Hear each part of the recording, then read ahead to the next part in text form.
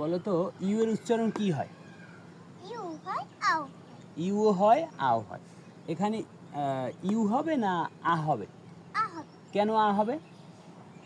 এনে দরজা বন্ধ করে। এনে দরজা বন্ধ করে রেখেছে, অর্থাৎ এই ইউ এর শেষে যদি কনসোনেন্ট থাকে, অর্থাৎ এটাকে বলে ক্লোজড সিলেবল। অর্থাৎ তখন এই ইউ এর এই যে ভাওয়েলের লং সাউন্ড হবে না, হবে কি শর্ট সাউন্ড। ইউ হবে কি শর্ট সাউন্ড। শর্ট সাউন্ড হবে। ইউ হবে কি শর্ট সাউন্ড। শর্ট সাউন্ড, সেটা কি ইউ আ। আ। ইউ আ। আ। আচ্ছা, তাহলে এফ এর সাউন্ড কি হবে? ইউ এর সাউন্ড কি হবে? আ। এন এর সাউন্ড কি হবে? তাহলে আ কি হয়? ফান। ফান। তুমি এগুলো বলো তো এখন।